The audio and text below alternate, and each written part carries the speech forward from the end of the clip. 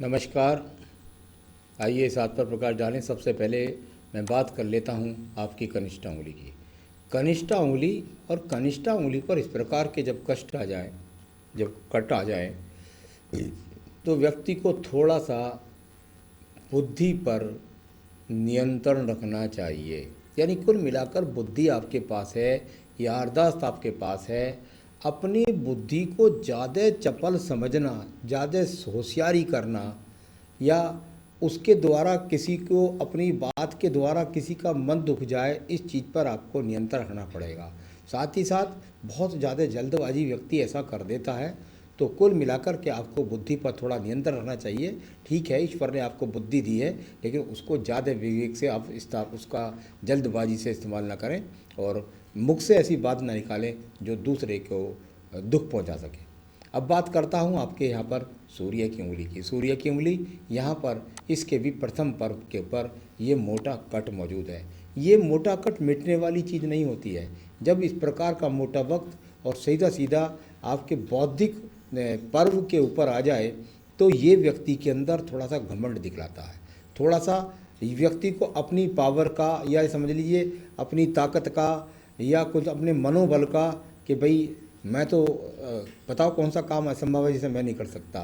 तो इस तरह का कुछ भी उस पर ज़्यादा अपने आप पर गुमान होता है। कुल मिलाकर के शनि की उंगली के साथ मिले हुए हैं। यानी परिवार को तो आप प्रेम करते हैं, माता पिता से भी आप प्रेम करते हैं।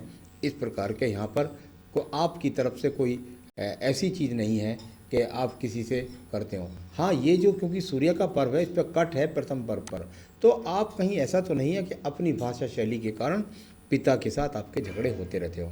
तो स्वयं पर थोड़ा सा नियंत्रण रखना चाहिए, अपने क्रोध पर। अब बात आ गई शनि की।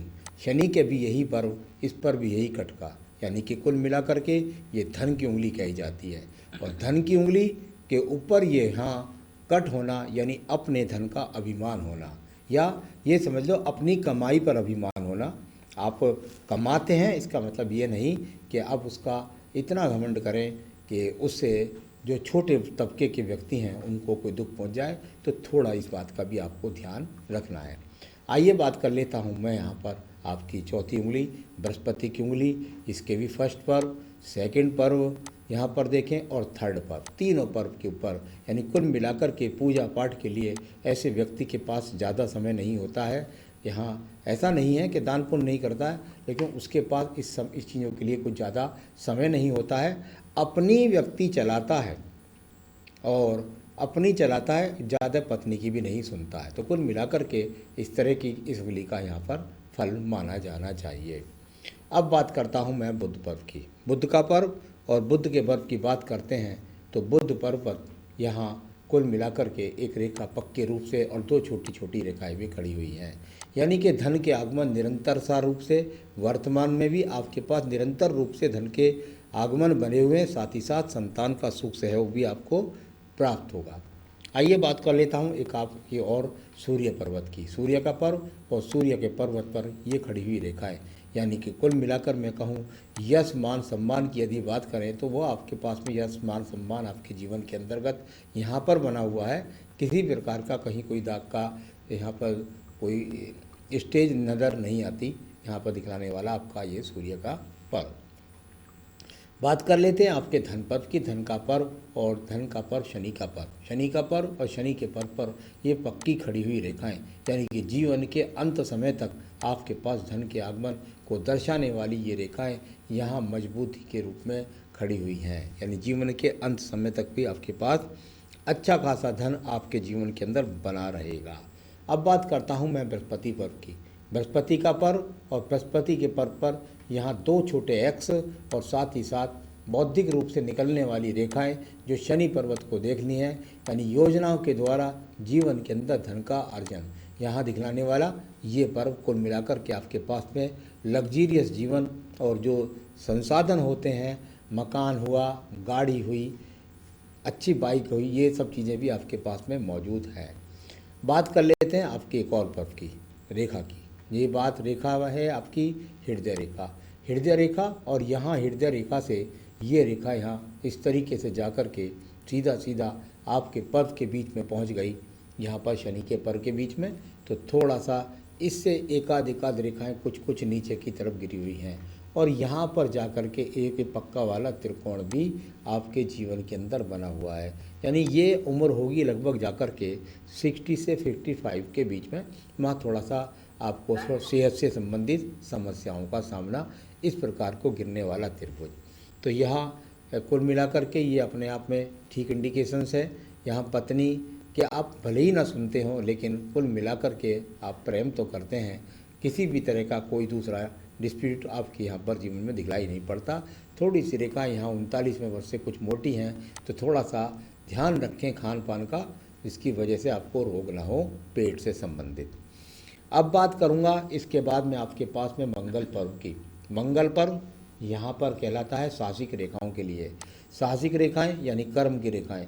व्यक्ति निकम्मा नहीं है, व्यक्ति काम करता है तो यहाँ से निकलनी जरूरी है। यहाँ कुल मिलाकर के ये रेखा यहाँ से निकलती हुई यानी आपके जीवन के अंदर आप सुचारू रूप से अपने जीवन के अंदर यहाँ से निकल के बुद्ध पर्वत को भी जा रही हैं और कर्म क्षेत्र को भी जा रही हैं।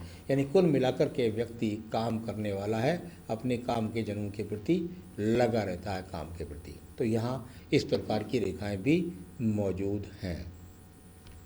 अब बात करता हूँ द्वितीय पर्व की। द्वितीय पर्व पर एक छोटा कट है। जब इस प्रकार का छोटा सा कट हो तो व्यक्ति को साहस प्रदान करता है। थोड़ा सा झगड़े झंझट से दूर रहना आपको जो हितकर रहेगा। आप अति साहसी किस्म के व्यक्ति हैं। यहाँ इस बार की रेखाएं आपके पक्ष में हैं, नेगेटिव नहीं है, लेकिन अति साहस करना ठीक नहीं है। चलिए ये अभी आपकी हो गई। अब बात करूँगा आपकी मैं सीधा बुद्धि रेखा की। बुद्धि रेखा और बुद्धि रेखा निकल करके सीधा सीधा जा कर के इसका संबंध जो है जो एक तरीके के ख़त्म हुई है, ये कह सकते हैं कि थोड़ा सा चंद्र पर्वत को इनने टच किया है। यानी कुछ भी आपके पास आप व्यापार में जो भी काम कर रहे हैं उस व्यापार के अंदर कुछ सप्लाई से संबंधित कार्य जरूर आपके जीवन में शामिल होगा या दूर के लोगों से जुड़ करके आपका काम अवश्य बनेगा। इस बार को दर्शाने वाली रेखा है। साथ ही साथ कुछ टेक्निकल कार्यों की से संबंधित अगर आप सामान बिकें या बिक्री करें तो उसका भी आपको ज़्यादा फायदा मिलने वाला है। तो बुद्धि रेखा अपने आप में बहुत अनुकूल बुद्धि रेखा आपके पास है, बहुत मजबूत बुद्धि रेखा है, बहुत फैसले अच्छे आपके हैं। इस प्रकार को दर्शाने वाली आपकी बुद्धि रेखा यहाँ पर मौजूद है।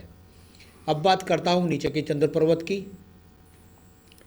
चंद्र पर्वत और चंद्र पर्वत से निकलने वाली यहाँ से रेखाएं ये इस प्रकार से जुड़ने अभी टूट करके चल रही हैं और जाकर के सीधा का संबंध बन गया शुक्र पर्वत के साथ। तो जैसा मैंने पहले बताया ऐसा यहाँ आपके चंद्र पर्वत से भी पता लगा कि दूर स्थानों से जुड़ कर के आपके पास धन के आगमन बनते हैं।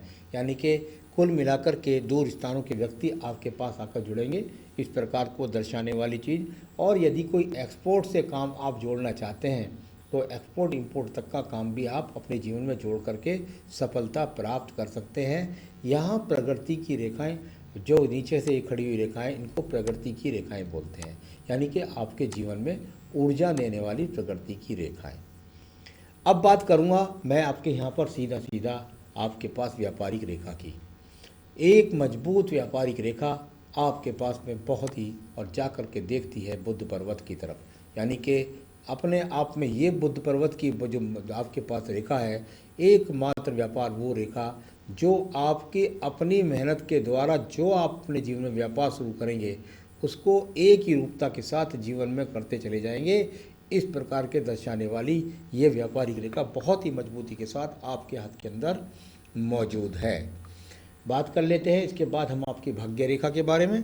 भाग्य रेखा और यहाँ पहले आप देखिए आपकी भाग्य रेखा का उदय जो हो रहा है वो नीचे मणिबंध से हो रहा है। ऐसे व्यक्तियों को मैंने देखा गया है कि कितनी बार उनका स्वयं का परिवार का चलता हुआ व्यापार होता है। ये भी आपका 35 पर मजबूती से चल रहा है और इसके पीछे आपकी एक दूसरी भाग्य रेखा और शुरू हुई। यहाँ भी कुछ हल्केपन से ये व्यापार हो सकता है।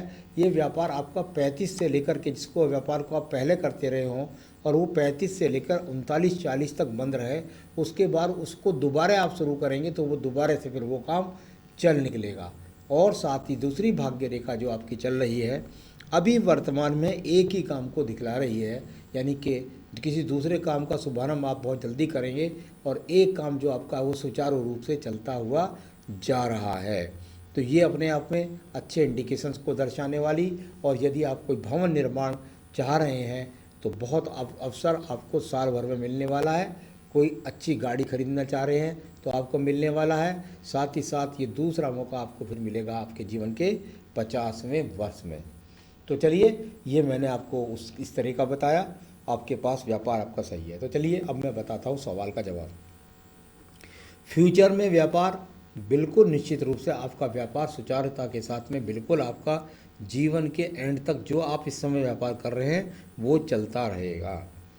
बच्चों का भविष्य, उन बच्चों की जन्मपत्री आप हमारे पास बताइए, हम उससे बता सकते हैं उनका भविष्य भी, उनको क्या पढ़ाना चाहते हैं, उनको किस क्षेत्र में डालें, कहाँ सफलता मिलेगी, सब चीज़ें हम उनके बारे में बता सकते हैं। तो उनकी जन्मपत्री आप हमारे पास भेजिए।